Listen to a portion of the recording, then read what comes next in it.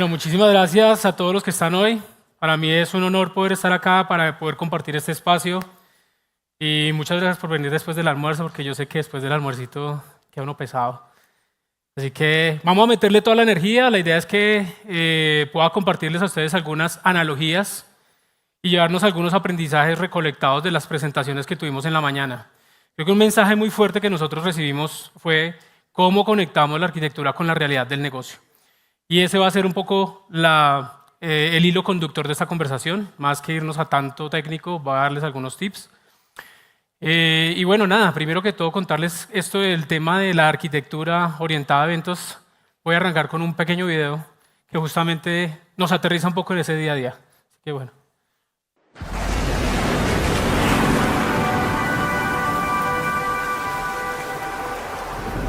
Have you ever thought about the world? All of its goings on? How chaotic it might be? You probably see it when you get your coffee, or when you turn on your laptop, or when you detangle all of the wires underneath your desk. Of course. I often say the world is asynchronous. Now imagine a world that is ordered, synchronized, one by one. Would you like to see that world? Nope. Where's your sense of adventure? Look, if you take the blue pill, our story ends here and this conversation never happened. If you take the red pill, I'll show you a more ordered world, one that is synchronous. What about the yellow one? Oh, that's just a jelly bean. Banana. All I'm doing is offering a simulation.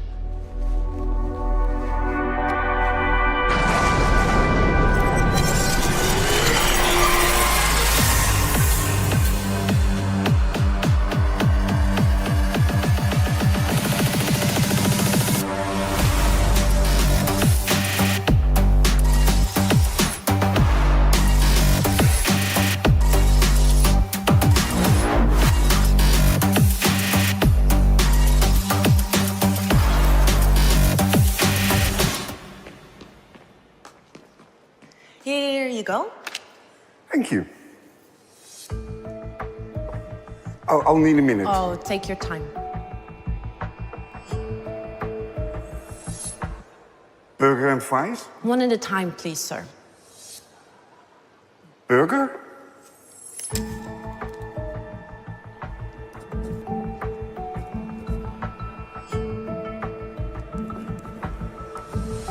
Anything else? Fries?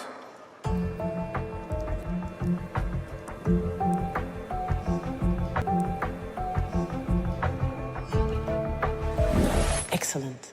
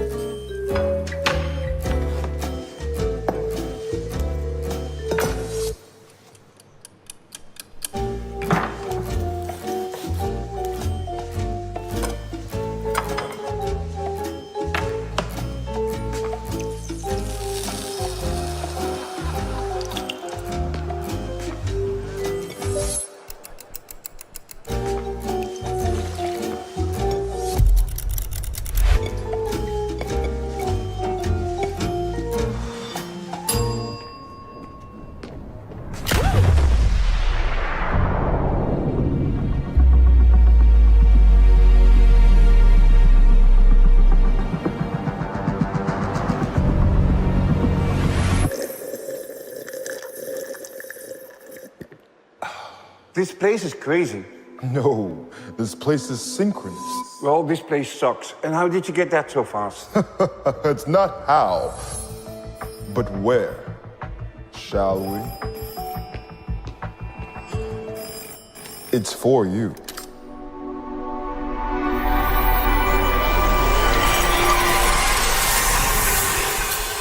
Y EDA, ¿no? Cuando hablamos de una arquitectura orientada a eventos y de un mundo asíncrono, no, pues obviamente lo hablamos hoy, no todo puede ser ni síncrono ni asíncrono, ni uno ni cero, ni blanco ni negro.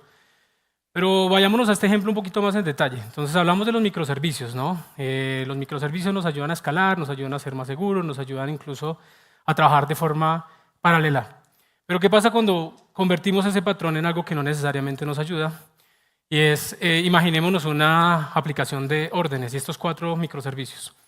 Hay uno que me recibe la orden, perdón, enviar la orden para ser preparada, una para actualizar el pago y la otra para un sistema de lealtad. ¿Sí? Es muy básico, obviamente. Imagínense que están pidiendo un Rappi, por detrás pasa esto muy rápido y uno pues ni se entera. Pero ¿qué pasa cuando uno de esos elementos falla? Si yo tuviese todo orquestado y esperando que todo sea atómico, pues al final va a haber un fallo, ¿no? Y por más que yo tenga todos estos microservicios, si la transacción no finaliza simplemente porque un componente no funciona, fail. ¿Qué pasa si el sistema de lealtad dura 10 segundos en procesar? ¿Y qué pasa si nosotros, y que necesariamente tenemos que esperar a que eso sea finalizado para poder completar la orden? ¿Ustedes se han dado cuenta? Incluso les ha pasado que ustedes piden algo y después se los declinan, les dicen, oiga, este pedido que usted quería hacer no lo podemos entregar porque el producto se acabó. ¿Qué ha hecho las aplicaciones? ¿Quién se puede...? Pues usualmente si se dan cuenta cuando uno está pidiendo un producto le dicen, oiga, si no está, ¿qué otros productos usted cree que podríamos tomar por su pedido o si quiere devolvemos el dinero? Se anticipan, porque si nosotros lo hacemos de forma síncrona, pues de alguna forma ahí estamos justamente generando un antipatrón. Y es, tenemos microservicios, queremos que sean supuestamente independientes, pero estamos generando un acoplamiento por la lógica en la que nosotros los estamos definiendo. Y aquí es donde es importante empezar nosotros a cuestionarnos, ¿no? Cosas tan sencillas como cuando a nosotros nos llega el cobro del Uber. Eso que algunas veces, que siempre nos cobran antes. ¿Qué pasa con Rappi? ¿Ustedes han visto? ¿Cuándo llega el pago? ¿Antes o después? Bueno, para que se cuestionen un poquito por qué pasa uno y por qué el otro. Pero bueno, acá imaginemos en este escenario el sistema de lealtad y la cosa se empieza a poner más peluda cuando empezamos a poner más elementos. CRM, un ERP o un sistema adicional de pagos de un tercero. Entonces un poco el fondo de la arquitectura, más allá de tener patrones y componentes y ser microservicios, es detrás el estilo de arquitectura que nos permite a nosotros construir esos sistemas bajamente acoplados. Recuerden, nunca nada va a ser nada acoplado, todo va a tener algún acoplamiento, pero la idea es que puedan ser emitidos eventos y que respondamos ante ellos. Un ejemplo, para profundizar. Entonces, es un mindset, no es una lista de tecnologías, no es algo que yo les voy a decir. Vamos a hablar de servicios, obviamente, y me excuso, soy de Amazon, voy a hablar de servicios de Amazon, pero obviamente hagan la analogía de otros servicios, obviamente que cumplen el mismo concepto, ¿no? Pero hablando de esto, justamente no es una lista de tecnologías. EDA es básicamente el diseño de sistemas eventualmente consistentes asíncronos y que me permiten a mí reducir ese acoplamiento. Los sistemas emiten y reciben eventos. Y la idea es que eso pueda ser de múltiples consumidores a múltiples productores. Entonces hay 3 componentes y yo sé que esto va a ser muy simplista. ¿Sí? Esto obviamente tiene toda una academia detrás, pero voy a hacerlo lo más simple posible justamente para irnos a los elementos más importantes. Entonces está el productor, que es el que detecta un cambio y lo notifica. Está el consumidor, que es el que está escuchando un evento. Y hay un router en la mitad, que es un broker que me permite a mí intermediar justamente con reglas de negocio qué es lo que yo estoy escuchando y a quién se lo estoy entregando. Así de sencillo, pensemos con esos 3 elementos. ¿Cuáles son los beneficios de tener estas arquitecturas? Entonces, la velocidad y la agilidad, porque me permiten a mí probar, me permiten a mí testear, incluso me permiten escalar. Lo otro es la resiliencia. Cuando yo estoy bajamente acoplado, pues obviamente corro el riesgo menor de que si uno de los sistemas que está fallando, pues obviamente todo sigue funcionando. Y la escalabilidad, porque me minimiza a mí los tiempos de respuesta y yo puedo procesar de forma paralela. Un ejemplo de ellos es el Prime. ¿Quién de acá ya tiene Prime en Colombia? Haciendo cuña de una vez. Los que tienen Prime Video, ¿quién tiene Prime Video? Agarramos por ahí. Bueno, ¿quién tiene Prime? Listo. Los que tienen Prime Video y no tienen Prime están desaprovechando. Porque si pagas Prime es lo mismo que Prime Video. Así que, y tiene Prime Video incluido, ¿no? Con 2 días de entrega y toda la cosa. Eso salió hace un mes. Así que aprovechen. Pero bueno, por detrás. ¿Sí? Sí, la cuña. Yo no soy de Prime, by the way. No me pagan por eso. Pero nos sirve a nosotros para entender detrás cómo funciona la complejidad de estos sistemas. Solamente para mostrarles algunos números, 9.000 millones de entregas a nivel mundial con Prime, solo Prime, es decir, son 200 millones de usuarios Prime en el mundo y se hacen más o menos 9.000 millones de entregas en 2 días o un día, a través de 700 fulfillment centers con más de 150.000 empleados dedicados a la entrega. Entonces, ¿cómo funciona eso por detrás? Bueno, nosotros hablábamos de Rappi, de Uber. Pueden ser sistemas que tienen una dimensión demasiado grande, ¿no? Incluso como Amazon. Pero más allá de eso, uno lo que tiene que empezar a pensar es, si mi negocio hoy tiene, no sé, 500, y yo voy a hacer una campaña en donde los 500 ya no son 500, sino 5.000, 10.000 eventos, ¿mi sistema hoy es capaz de soportar eso? Y uno siempre tiene que pensar en esas arquitecturas en el peor escenario. Y es, ¿qué pasaría si llegase a tener ese evento? Entonces, voy a darles unos tips, unos 4 pasos de cómo nosotros debemos empezar a diseñar una arquitectura orientada a eventos. Entonces, el primer paso es conocer el negocio, el dominio. Jorge, tú hablas mucho del tema, del tema del negocio. Nos mostraste el framework, obviamente, de cómo lo podemos ir pelando la cebolla hasta llegar al punto. Voy a pasar un poco por ahí también. Obviamente, esto va a ser más sencillo. ¿Sí? Gracias, Jorge, porque pusiste toda la carne. Yo voy a pasar por encimita. Pero vamos a hablar de un e-commerce como el de Amazon, ¿no? Entonces Amazon tiene múltiples unidades de negocio, esto lo vamos a hacer muy sencillo, pero lo primero es entender qué es lo que hace el negocio. Esto vende libros, vende productos, vende cajas, ¿qué hace el negocio? Entonces, una vez entendemos eso es quiénes hacen parte de ese negocio, quiénes hacen parte de la entrega. Y no necesariamente, y esto es para que lo pensemos, nosotros como arquitectos a veces nos quedamos con lo parte tech. Y es ese paso de irnos a entender desde el negocio, cuando nos piden algo, entender eso que está influenciando y quiénes están viendo involucrados. Entonces aquí hay distintos dominios y ahí es donde está, yo creo que muchos de acá conocen el Domain Driven Design, DDD, y esto es básicamente lo mismo. Entonces es ponerlo en práctica con elementos muy sencillos, y es, empecemos desde lo más alto, el big picture, y empecemos a bajar. Entonces, en este caso, es justamente aquí tenemos retail, fulfillment, support, subdominios. Pero a partir de ahí empezar a entender cuáles son los eventos que son necesarios para cada una de esas áreas para poderlas analizar. Entonces siempre están escritas en pasado porque son cosas que ya sucedieron y no son tareas que yo voy a ejecutar. Y ahorita vamos a hablar del comando y el evento, pero es básicamente eso. ¿Qué es lo que realmente es importante para el retail? Que una orden fue creada. ¿Qué es importante para el fulfillment? El fulfillment, imagínense la bodega. Pues que yo ya tomé un paquete, tomé una orden y la entregué, el shipped.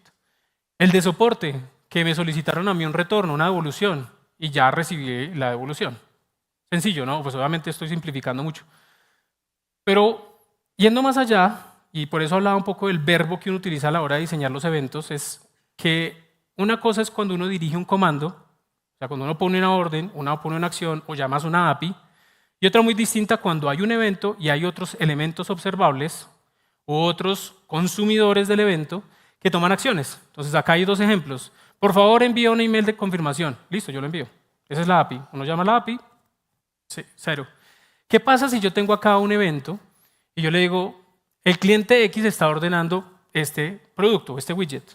Entonces ahí hay varios consumidores de distintas áreas de negocio que están pendientes del evento. El vendedor, listo, yo lo agrego en el reporte de ventas. Notificación, yo envío la notificación. Marketing, le voy a enviar recomendaciones. Fulfillment, voy a procesar la orden. No se tienen que poner de acuerdo. Cada uno en su momento lo va a estar visualizando. Herramientas que me permiten a mí justamente entender esta parte de los eventos. Lo primero, nuevamente, hay eventos que requieren, de acuerdo al negocio, pueden ser síncronos. Vamos a hablar de lo asíncrono por ahora. Entonces, los eventos asíncronos me permiten a mí tener esa reducción de la dependencia. Lo segundo es que yo pueda tener un router o un enrutador que me permita a mí abstraer esos 2 mundos del productor y el consumidor, porque pueden consumir y producir a distintas velocidades. Ahí es donde está el punto. Entendamos el negocio. Porque ahí depende de si realmente yo necesito un enrutador demasiado complejo o algo muy sencillo como una cola, ¿no? Y donde yo estoy haciendo un buffering, si yo, como les digo, manejo unas velocidades distintas en cada negocio y como yo recibo las órdenes, pues yo puedo empezar a poner un buffering para poder almacenar esos eventos. Tips acá, para hablar del tema del dominio para ir cerrándolo. Event Storming. ¿Quién de acá conoce Event Storming? ¿No ha visto este libro? ¿Lo ha leído alguna vez? ¿Han hecho el ejercicio del Event Storming? Súper. Los que no lo han hecho, es un ejercicio muy sencillo. Incluso, bueno, recomiendo ahorita, les voy a pasar los links. No está en Amazon, by the way, para que ellos tienen su propio link, se los voy a compartir igual. Que da la guía y la pauta de cómo nosotros podemos incluso incluir al negocio en esta conversación. Porque uno puede sentarse a leerse este libro y empezar con los compañeros de tech y decir, o los arquitectos, y bueno, vamos a hacer el event storming, y pues uno cuando se mira a sí mismo es fácil. La cuestión es que para poder tener una visual real del negocio, el negocio tiene que estar sentado ahí.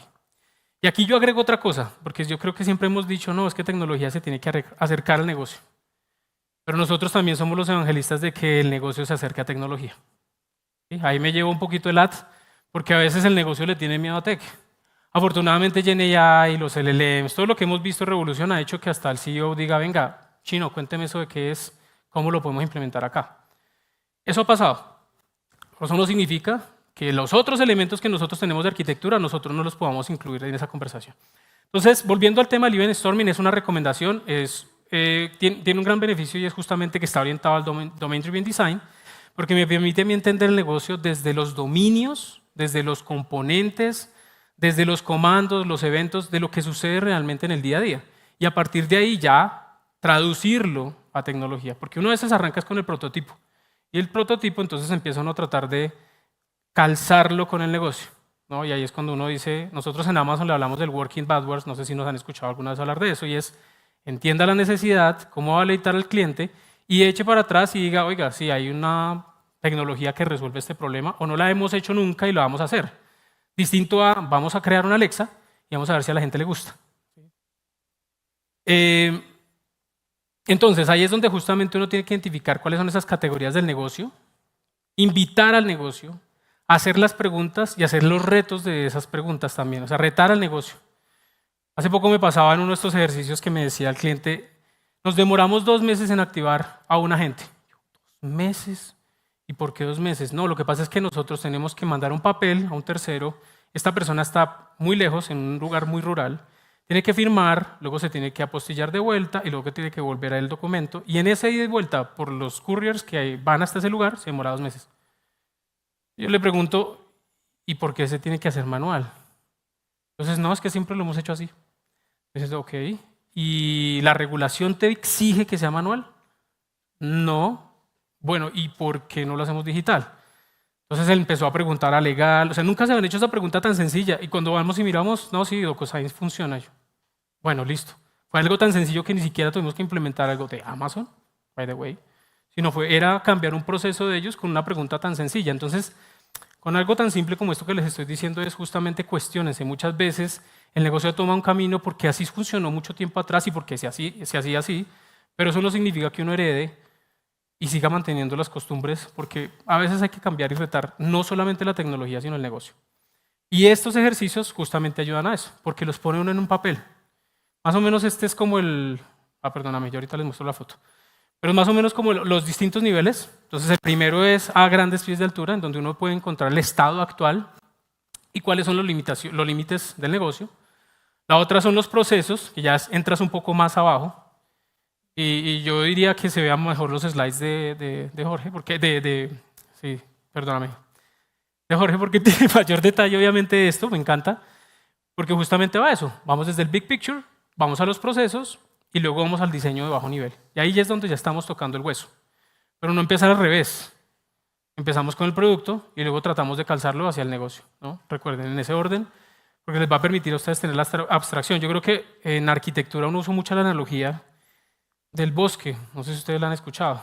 Uno como arquitecto ve el bosque completo, uno a veces se centra solamente en un pino o en un roble, pero se le está olvidando que hay pajaritos, que hay ríos, que hay casas, que hay comunidades, Y eso es lo que tiene que ver el arquitecto. Entonces, nuestra misión es justamente eso, ver el big picture. Y bueno, si nos piden a nosotros coger un hacha y cortar un árbol, pues que no tengamos ningún problema de arremangarnos de hacerlo, pero no quedarnos ahí.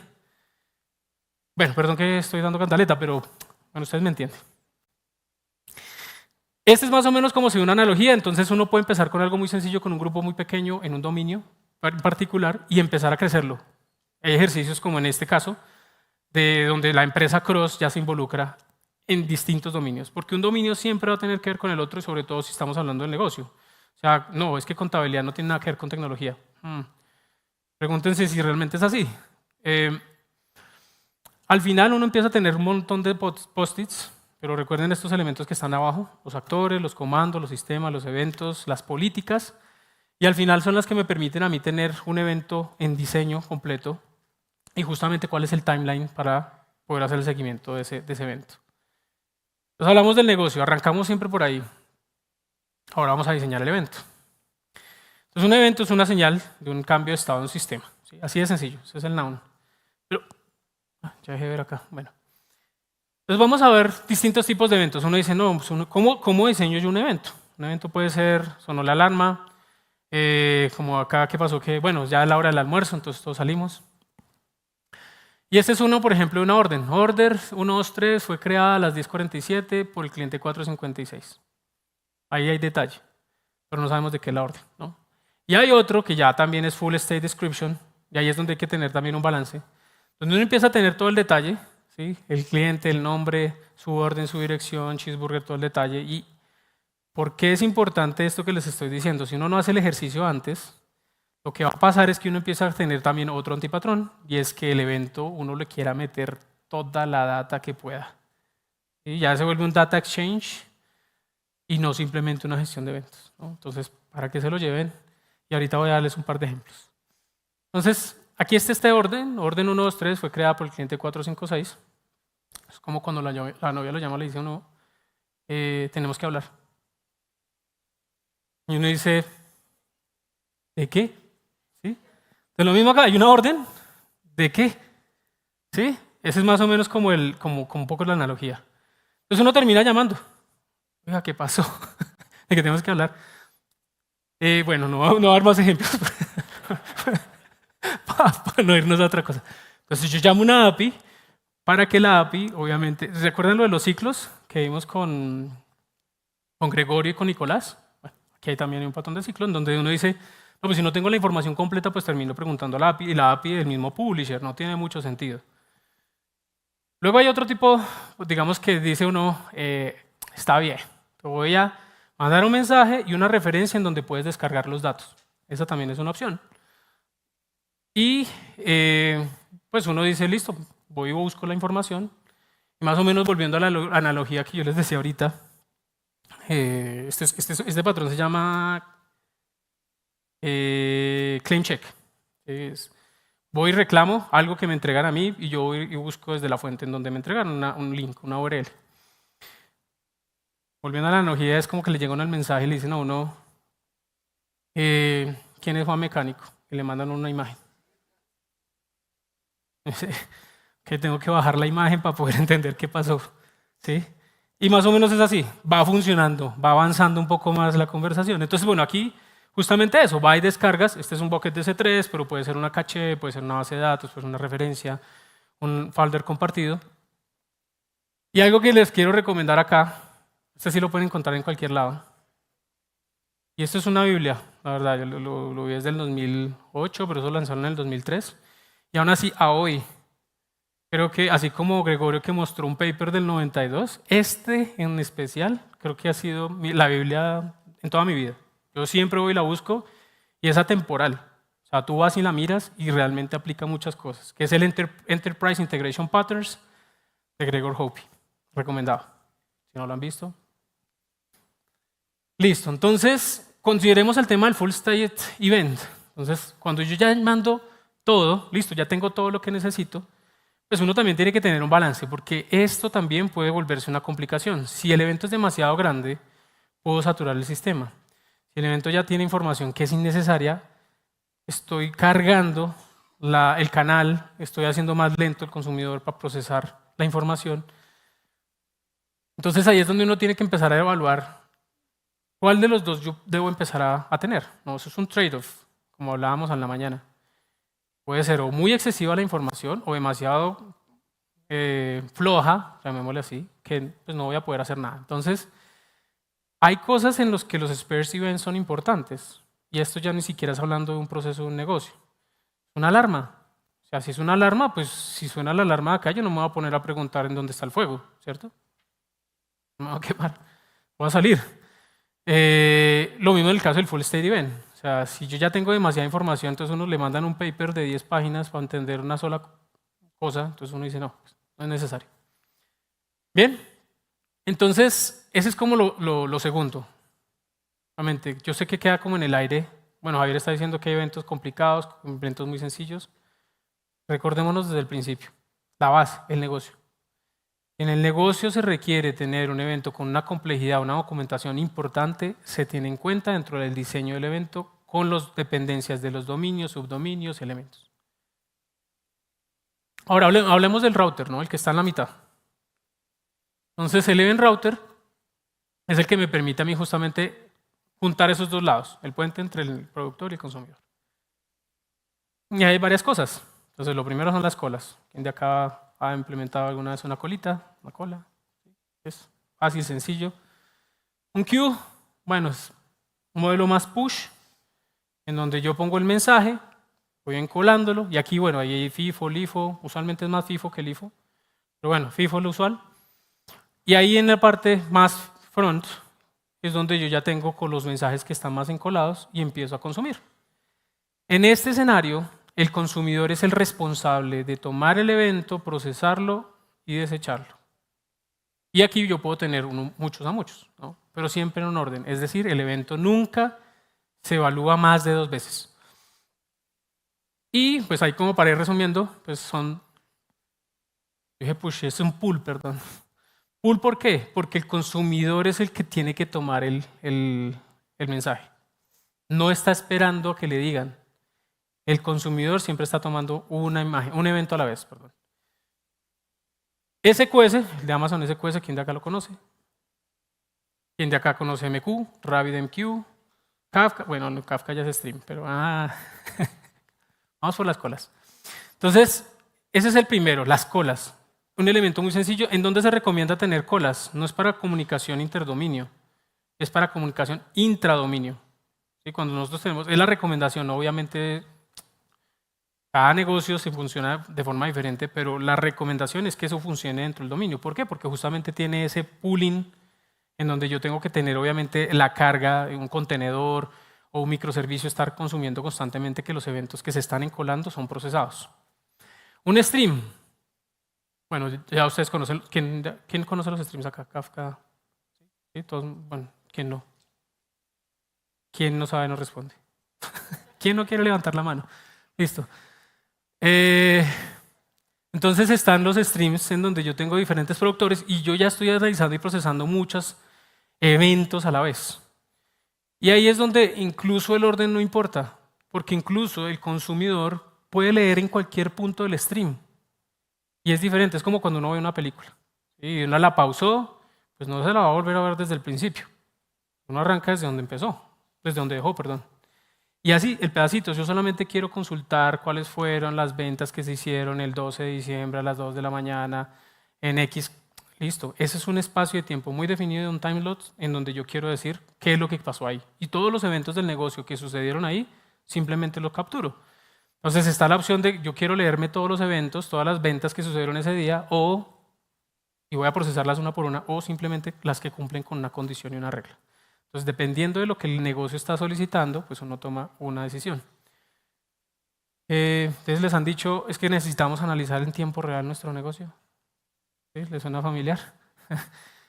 Bueno, más o menos con un stream se podría resolver algo cercano al tiempo real, ¿no? Hay que aterrizar también el negocio, ¿no? Pero si uno quisiera hacer también queries en tiempo real de lo que está pasando con los análisis del negocio, pues un stream es una muy buena alternativa. Entonces, también son pull-based, porque el consumidor tiene que llegar a un index, a un apuntador, hasta donde yo voy a leer, jalar los eventos, jalar la información y procesarla. Kinesis, el de Full Manage de Amazon Web Services, pero también está Kafka y bueno, todos los servicios también open source que ustedes conozcan también de manejo de stream, incluido acá. Kafka también puede ser no manage, esta es la solución manage. Modelo de procesamiento es un consumidor, puede leer muchos mensajes y un mensaje puede ser leído por muchos consumidores. Recuerden que en la cola es un mensaje solamente se lee una vez, en stream puede ser leído muchas veces. Routers, es el que está en la mitad. Entonces, varios productores producen múltiples eventos a la vez o en cualquier momento, dependiendo de la situación, y el enrutador, de acuerdo a las reglas de negocio, es el que se encarga de hacer el dispatch. Es decir, el suscriptor, que ya no es solo consumidor, suscriptor, publish and subscribe, el suscriptor es el que obviamente ya dice yo qué es lo que yo quiero y a qué me estoy suscribiendo, a qué bus de eventos realmente me interesa a mí escuchar. Y ahí es donde justamente el enrutador es el que dice, bueno, yo este paquete se lo entrego a A2 y a 3, a 1 y a 4 y a 5 y a 6, según la regla que uno tenga. Entonces ahí es donde uno empieza a decir, listo, a nadie le gusta el gris, ¿no? Pero más allá de eso es cómo yo defino esas reglas de negocio. ¿En qué punto? Falla y error, venga, lo probamos, o de acuerdo a lo que me pide el consumidor, o de acuerdo a lo que pide el negocio. Entonces recuerden eso, o sea, yo aquí estoy llegando más o menos a un nivel de tech, pero si uno no tiene claro lo que estaba en el principio, llega acá perdido y empieza uno a preguntar. Entonces el routador está, y este sí es push-based. Este es un modelo en el que si yo ya estoy suscrito, me va a llegar el evento. Event Bridge es justamente el backbone para nosotros, o el Event Bridge es de Amazon, servicio serverless gestionado de Amazon que me permite a mí tener todas las reglas de negocio y apuntarle a diferentes servicios. Ahorita vamos a hablar un poco más de eso. Pero me permite a mí la integración con diferentes APIs también. Es decir, que si hay un API de un tercero que está también publicando información, Event Bridge es el encargado también de jalar. Y aquí un consumidor puede recibir un mensaje de acuerdo a su regla o múltiples mensajes de acuerdo a esa regla. Y un mensaje puede ser entregado por muchos consumidores. Entonces este es como el resumen de tanto pull-based como push-based de ese elemento que está en la mitad. Las colas pueden ser, aquí hay varias opciones, ¿no? SQS, MQ, en Stream Kinesis, Kafka, en rutadores Event Bridge y SNS. Vamos ya a la selección del servicio. ¿Por qué escojo uno o el otro? Entonces hay dos opciones, hablábamos justamente de ese router, de SQS, de SNS y Event Bridge. Y aquí hay como unas características muy puntuales, altamente escalables y gestionables los dos. Estamos hablando de Amazon, nuevamente, piensen en que esto puede ser agnóstico a otro nombre que está ahí. Y lo importante es que yo puedo filtrar el evento. Significa eso, que yo puedo poner una regla de negocio en donde digo si yo entrego o no entrego mensaje incluso por SNS. Pequeñas cantidades de suscriptores por regla, en el caso de Event Bridge, y acá puede ser entregado a millones de suscriptores por tópico. Allí hay una integración con SaaS o Software as a Service, con APIs. Acá es más de entrega final a un usuario final. Por mensaje de texto, por correo, por incluso un mensaje a un stream. Y bueno, esas son como las dos opciones. Ya vamos viendo un poquito más en detalle Event Bridge. Event Bridge es un bus de eventos que me permite a mí integrar diferentes fuentes, event sources, de AWS, de terceros, open source, software as a service, y en la mitad lo que importa es cómo yo defino las reglas. Y es que a veces uno dice, no, yo todo lo voy a poner en un único bus, en un bus de eventos. Entonces todo lo empaca uno en una sola y vaya y administra eso. Es horrible. Entonces ahí es donde lo importante es qué es lo que le importa al negocio y qué quiere escuchar, los dominios del negocio. Entonces ahí cada dominio a lo mínimo debería tener un bus de eventos y poderse integrar de acuerdo a las reglas que se tienen del negocio a diferentes servicios. Empujar ese evento a diferentes soluciones. Entonces aquí hay distintos patrones, le entrego, bueno, esto es más como lo mismo que les estaba comentando, pequeños subset de reglas que pueden incluso simplemente definir a qué servicio realmente yo le quiero entregar, si yo quiero filtrar el evento, si quiero procesar el evento, si quiero preprocesar el evento, enriquecer el evento, todo eso lo podemos manejar en esa capa. Y ya lo siguiente es cuando yo ya tengo una gestión múltiple de reglas. Entonces, ¿qué pasa con las reglas? Las reglas también tienen un ciclo de vida, ¿no? Entonces, eso quedan en un GitHub o en un repo y vaya, tráigalas o manténgalas y ahí es donde están. Entonces, lo importante justamente es, si yo llego a tener un bus que no es Eventbridge. Otro, lo importante es tener la mantenibilidad y el histórico de las reglas, porque al final, si yo estoy teniendo un evento de negocio, el evento de negocio tiene una marca de tiempo, y la marca de tiempo está dada también por la regla. Entonces es importante tener esa traza de esas de punta a punta. Entonces acá, bueno, ya estábamos hablando del filtro, ¿cómo convierto y combino esto? ¿No? Porque entonces uno dice, no, todas las arquitecturas son consumidor-productor, productor-consumidor. Uno puede hacer otras cosas. Aquí, por ejemplo, el Eventbridge a un SNS, si yo quiero empezar a compartir ese mensaje a varios lados. Entonces, volviendo al chiste de anterior, entonces uno dice, quiero publicar lo que pasó con mi novio porque me puso los cachos, eso lo puso aquí en Instagram y todo el mundo se enteró. ¿Sí? Ahí es el evento, ¿cuál fue? Le puso los cachos. Se enteró a la regla de negocio. ¿Qué hizo? Lo puso en una red social. ¿Qué pasó? Todo el mundo se enteró. ¿Sí? Yo sé que esto es chistoso, pero es para que ustedes se lleven obviamente estos mensajes del manejo de eventos. Un evento es algo tan sencillo como eso. ¿Sí? Uno lo vive todos los días. El de la pedida de papas, el de la pedida de hamburguesas. Lo que estábamos ahorita viendo el video de Werner Vogels, que de no lo introduje. Werner Vogels, para quien no lo conoce, el que está en el video, es el CTO de Amazon. Y ese video es de un reinvent de hace 3 años. Incluso ya aún, me muevo. Sigue vigente.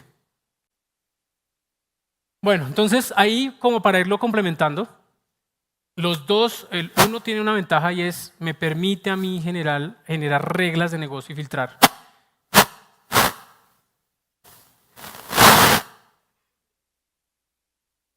Bueno, ya. ¿Aló? Listo. Está bien.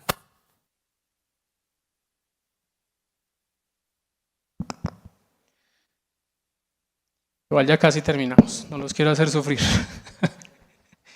Cada uno tiene sus fortalezas, así como cuando uno tiene distintos servicios, uno tiene que entender para qué es cada uno. Y ahí es donde justamente está el truco del asunto. Entiendo el negocio, defino mi evento, cómo voy a escoger qué enrutador o qué sistema de encolamiento, de streaming voy a utilizar, y a partir de ahí empiezo a definir mi arquitectura para llegar a pasar a implementar. Entonces cada uno tiene una ventaja y una desventaja, obviamente. Y aquí vamos a hablar un poco de la anatomía del evento. ¿Qué es un evento? Pues al final uno me dice, no, eso es un JSON. Sí, pero hay una metadata y un esquema en la que uno debería tener obviamente el mínimo patrón de escribir un evento.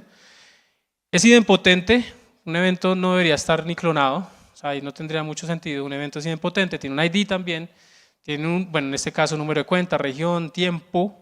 Recuerden, la temporalidad es lo más importante también. Y a partir de ahí también un payload. Creo que se corrieron todos los cuadritos, pero bueno, ustedes me entienden, hay una metadata que define cuál es la unicidad o por qué es único ese evento y lo que lo contiene abajo. Y ya las reglas del negocio pueden ser algo tan sencillos como yo simplemente, este es un evento, un ejemplo, un filtro de un evento, y en la regla dice solamente filtreme todos los que son de com.orders. O puedo poner un wildcard. O puedo poner solamente los que son de com.orders, que son de las 8 de la mañana a 6 de la tarde, o com.orders de aquellas compras que se hicieron en Bogotá.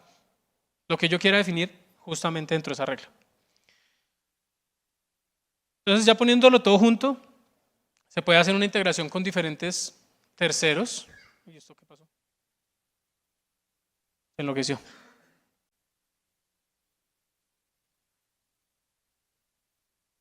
Bueno. Anyway, es entender cuál es la regla del negocio, los eventos, las fuentes de información, que pueden ser múltiples fuentes. Recuerden, hay eventos que pueden ser dentro de mi dominio y control, pero también hay eventos que son externos y que no controlo necesariamente, pero los cuales yo tengo que estar monitoreando constantemente para tomar una acción. ¿Qué son los que están allá? ¿Cuáles son mis fuentes de información?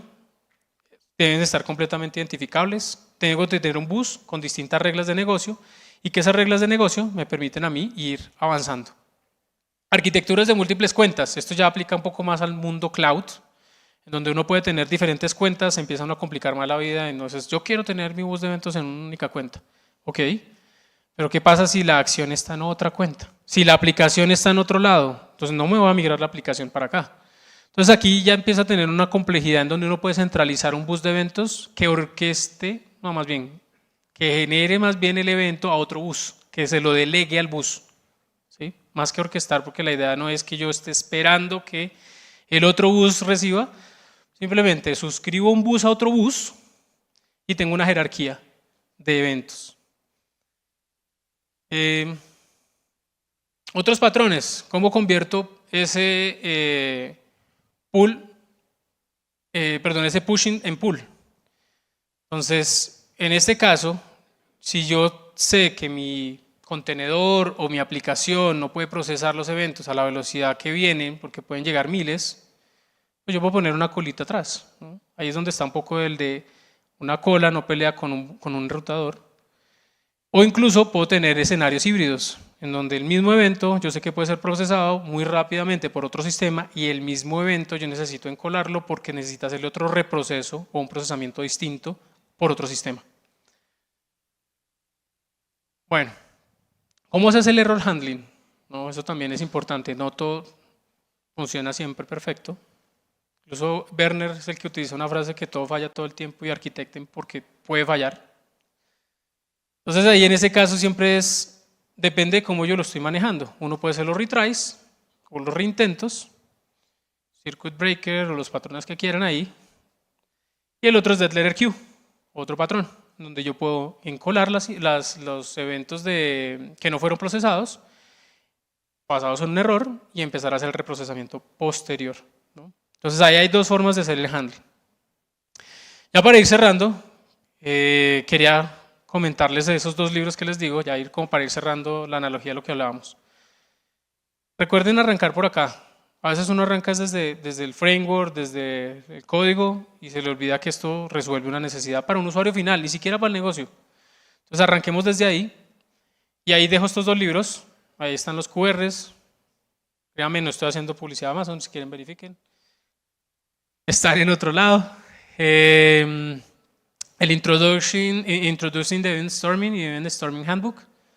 Los dos muy buenos. Entonces ahí se los recomiendo, se los dejo ahí. Listo, eso es. Muchísimas gracias. Gracias por haberme invitado.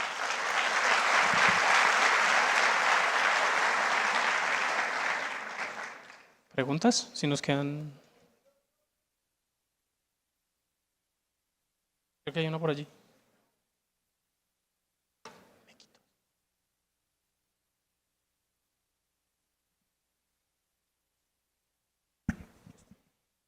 Buenas. Hola. Manuel, y la pregunta que tengo es, pues, para salir de la ignorancia, ¿por qué en Rappi es después y en Uber antes? Que pues, le pensé, o todavía no estoy tan avanzado Mira. para entender. Yo no puedo hablar por ellos, sino, pero obviamente es para que ustedes puedan obviamente interiorizar. En este caso, el sistema de pagos no es un sistema asíncrono, ¿sí? Incluso en el caso de Rappi, ¿el evento cuál es? El que dispara el pago, Manuel. Sí. ¿Cuál es el que dispara el pago? Pues yo llegué, me metí. Sí, cuando el pedido se entrega. Ajá. Ahí está el evento. Entonces, mira, ¿qué pasa con Rappi? Que Rappi es un ejercicio muy bonito. Yo no tengo la arquitectura ni tendría, obviamente, la voz para ponerme a hablar de un cliente, ¿no? O sea, ellos son los que pueden hablar de su arquitectura. Pero lo que uno sabe o lo que uno entiende por detrás, aquí estamos hablando de terceros que no necesariamente están incluso dentro de Rappi. Tienes un rapitendero, tienes un shopping o una tienda o un restaurante, que todos funcionan de distintas velocidades. Entonces, imagínate que tú haces el pago, pero pueden pasar muchas cosas en la mitad. ¿A quién le está saliendo más caro la devolución? ¿A quién le está saliendo más caro que le pide un reintento? ¿El restaurante, el rapitendero o a Rappi? Entonces, si ya Rappi se asegura de que todo esto sucedió y genera la notificación, pues simplemente ahí te hacen el cobro. ¿Qué pasa en el caso de Uber? Te garantiza un servicio que va a llegar a una persona, tienen que activar unos seguros y se hace el cobro porque tú puedes hacer un pedido y tu tarjeta no necesariamente tiene los fondos.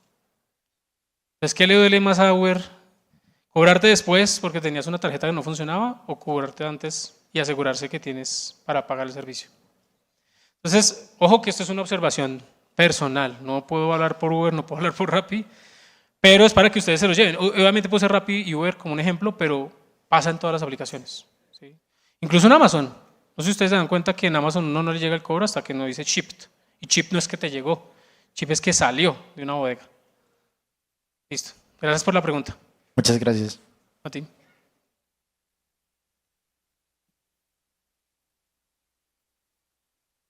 Sí, creo que por acá, allá atrás. No sé. Sí, dale. Hola, sí quisiera preguntar más que todo si existe algún documento o un paper en el cual me pueda basar para saber si hay algunos atributos de calidad con los que pueda... Ay. Perdón, si hay unos que, perdón. No, un paper o algún documento en el que me pueda basar para saber si elijo esta arquitectura o digamos otra arquitectura basada en los atributos de calidad, como mencionaba Nicolás en su... Sí.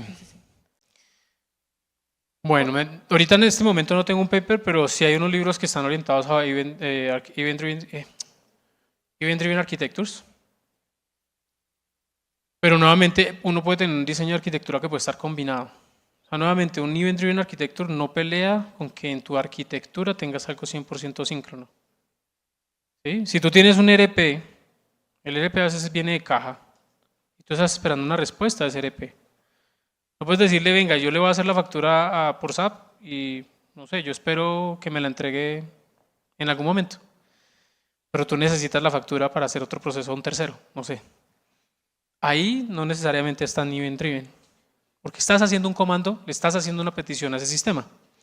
Hay sistemas en los que uno tiene que esperar, sí o sí. O sea, no, como te digo, lo que yo mostraba justamente es un mundo donde sí, donde fuera todo asíncrono sería perfecto, pero la verdad es que eso no es así.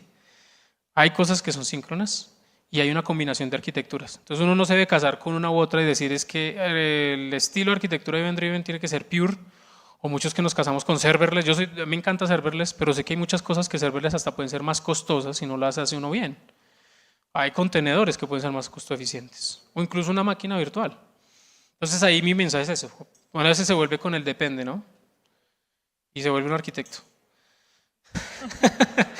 Pero, mentiras. Es molestando.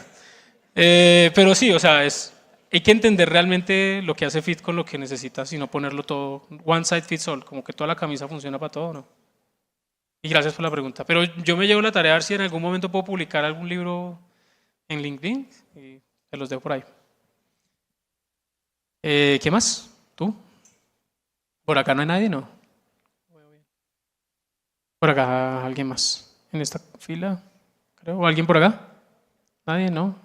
Allá hay un señor. Creo que me quedan la última pregunta. Y arriba y de arriba. Dile, dame. Javier, muchas gracias por la presentación, por haber mostrado las diferentes variantes de patrones y tácticas dentro de estas arquitecturas. Tengo una curiosidad con respecto al trade-off en relación de la costo-eficiencia. Cuando partías presentando esto dentro de un contexto de e-commerce, ¿cuáles son las estrategias que ustedes han implementado o evaluado para poder de alguna manera garantizar al final un unit economics positivo en la implementación de las arquitecturas? Bien, gracias por el punto. Y de ese sí tengo un paper. Ahí, ¿cómo lo hace Amazon? Y te lo voy a decir muy general, no voy a hablar de .com, porque esto funciona en todo lado. Nosotros somos una compañía muy data driven, y el data driven no es solamente el tiempo, la latencia o que yo le respondí rápido al cliente. Hay unas métricas de negocio que se llama el cost of serve o el costo de servir. Y ahí hay muchos elementos por detrás, mucha tela por cortar, justamente de cuánto me cuesta a mí. Y por eso le hablaba por acá con Manuel, que me hacía la pregunta de por qué yo pongo el cobro antes o el cobro después. Es que depende del negocio. ¿Qué le cuesta más al negocio? ¿O qué le cuesta más en el impacto al cliente si yo no tomo esa decisión? Entonces el trade-off tiene que ver más con el dimensionar o unificar ese servicio o ese producto que estoy entregando al cliente, cuánto margen está entregando al negocio y cuánto le cuesta poder entregar ese margen. Entonces, si yo sé que, por ejemplo, lo que pasa con Amazon, eso es más fácil de explicar. Y mucha gente me pregunta, venga, ¿y ustedes cómo hacen para que uno le devuelva el producto y ustedes simplemente a veces hasta se quedan, le dicen, quédese con ese producto y le devuelven a uno la plata? Ay, se me acabó el tiempo. Hablamos ahorita, no mentiras. Pues porque para el negocio, imagínense entregar, ¿cuánto cuesta traerse unos zapatos desde Colombia hasta Seattle de vuelta? ¿Qué es más caro? Hasta el mismo envío puede salir más costoso que dejarle los zapatos a la persona. ¿Y qué te ganas con eso? ¿Qué te has ganado cuando a ti te dicen, no, ¿sabe qué es con ese producto? ¿Usted vuelve a comprar o no vuelve a comprar? Bueno, ahí le dejo. Porque es el ciclo de vida. Entonces ya no es pensar en un juego a largo plazo y no solamente en un proceso o en una compra. Es una apuesta de construcción de lealtad. Y ese es el cost of serve. Pues obviamente está medio de muchas formas, pero para darte el ejemplo. Muchas gracias. Vale. Listo, muchísimas gracias. Con permiso.